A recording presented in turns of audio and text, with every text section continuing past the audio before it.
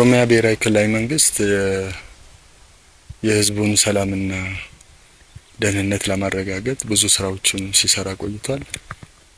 እንደሚታወቀው ባለፉት 6-7 ዓመታት በኦሮሚያ ብሔራዊ ክልላዊ መንግስት በኦሮሚያ ክልል በተከሰተው የጸጥታ ችግር ለመፍታት ብዙ ጥረቶች ተደርጓል። አንደኛ በተሳሳተ መልኩ የሸኔን ሽብርተኛ ቡድን የተቀላቀሉ ወጣቶች ወደ ሰላማዊ መንገድ እንዲመለሱ በአበገዳዎች፣ በአገር ሽማግሌዎች፣ በአደ ሲንቄዎች የሰላም ጥሪ ሲደረግ ቆይቷል። ማህበረሰቡም ሰላም እንሻለን፣ ልማት እንሻለን፣ ልማታችን አታደናቅፉ፣ ሰላማችንን አትበጥብጡ በሚል በተለያየ መልኩ ለዚህ ሽብርተኛ ቡድን ጥሪ ሲያስተላልፍ ነበር። ጥሪውን ተከትሎ በሺዎች የሚቆጠሩ ወጣቶች ወደ ሰላማዊ መንገድ ተመልሰዋል። በዚህም የክልላችን ሰላም ወደ ተረጋጋ ሁኔታ ተሸጋግሮ ልማቱም ሳይደናቀፍ እየተሰራ ይገኛል። ይሁን እንጂ አልፎ አልፎ በአንዳንድ ዞኖች ሽብርተኛው ቡድን በንጹሃን ላይ ያነጣጠረ፣ በህዝብ አገልግሎት ላይ ያነጣጠረ የጭካኔ በትሩን ሲሰነዝር ይታያል። ሰሞኑንም ግንቦት 23 2018 በአርሲ ዞን አሰኮ ወረዳ በዕለተ ጨፌ በሚለው ቀበሌ 7ኛ ዙር ጠቅላላ ሀገራዊ ምርጫውን ለማደናቀፍ ከታሪካዊ ጠላቶቻችን ተልዕኮ ወስዶ ስምሪቱን ሰጥቶ ተንቀሳቅሶ ነበር።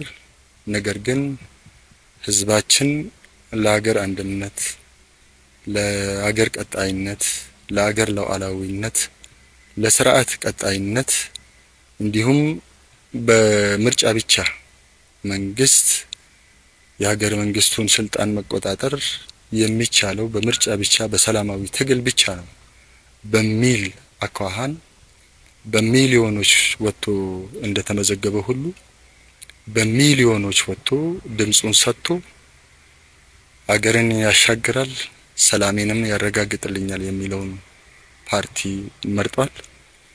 በዚህ የተደናገጠው ይሄ የፈሪ ስብስብ በአሰኮ ወረዳ ላይ ጥቃት ፈጽሟል። በጥቃቱም የንጹሃን ዜጎቻችን ህይወት አልፏል። ይሄን ብቻም ሳይሆን በቤተ ክርስቲያን ላይ ያነጣጠረ ጥቃትን ፈጽሟል። ይሄ ከአሸባሪው ቡድን ባህሪ የሚመነጭ ነው። በህዝብ አገልግሎት ላይ በጤና ተቋማት ላይ ጥቃት ፈጽሟል።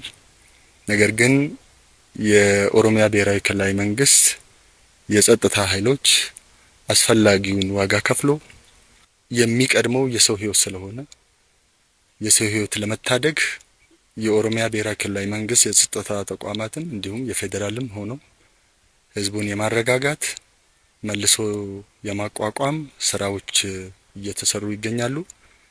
እንግዲህ ይሄ የሽብር ቡድኑ ዋና ዓላማ አንደኛው ቀደም እንደጠቀስኩት ምርጫውን ለማደናቀፍ ከታሪካዊ ጠላቶቻችን ተልዕኮ የወሰደ እንደመሆኑ መጠን ያ አልሳካ ሲል የጭካኔ በትሩን በንጹሃን ላይ አሳርፏል።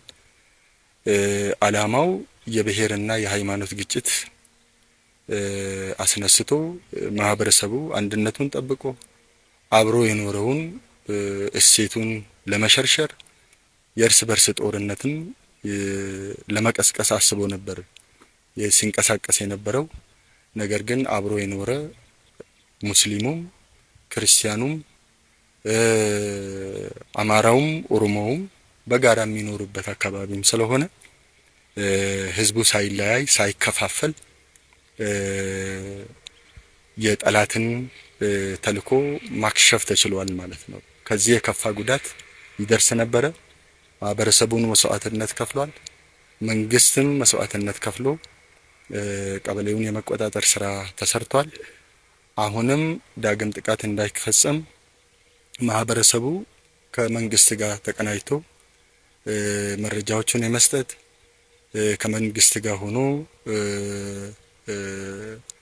ጠላቶችን የመመከት ኃላፊነቱን አጠናክሮ እንዲሰራ ጥሪያችንን እናስተላልፋለን። እንግዲህ የኦሮሚያ የጸጥታ ተቋማት የኦሮሚያ ብሔራዊ ክልላዊ መንግስት ከቤተ ንብረታቸው የተፈናቀሉ ማህበረሰብን ወደ ቤታቸው ለመመለስ እየተሰራ ይገኛል። የወደሙ ተቋማትን መልሶ ለመገንባት ህዝባችንን መንግስቱም ህዝቡንም አስተባብሮ ወደ ስራ እየገባ ያለበት ሁኔታ ነው ያለው። አንዳንድ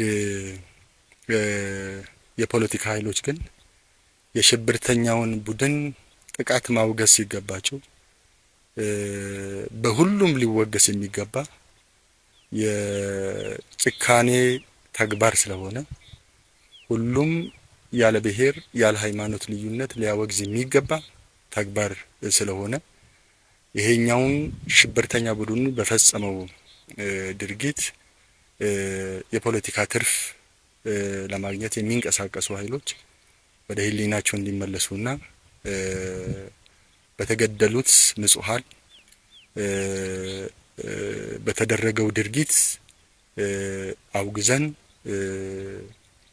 መሰል ጥቃቶችም እንዳይካሄዱ እንዳይፈጽሙም ከመንግስቱ ጎን ሆኖ መስራት የሚጠበቅብናል ማለት ነው። ስለዚህ የብሔርን መልክ የሃይማኖትን መልክ የሚሰጠው ሳይሆን የሽብርተኛ ቡድኖች ድርጊት ስለሆነ በዚህ መልኩ ነው እያንዳንዱ ኢትዮጵያውያን ልንረዳ የሚገባው ስለሆነ ድርጊቱም የሚኮነን የሚወገዝ የጨካኞች ተግባር መሆኑን ልንገልጽ እንወዳለን።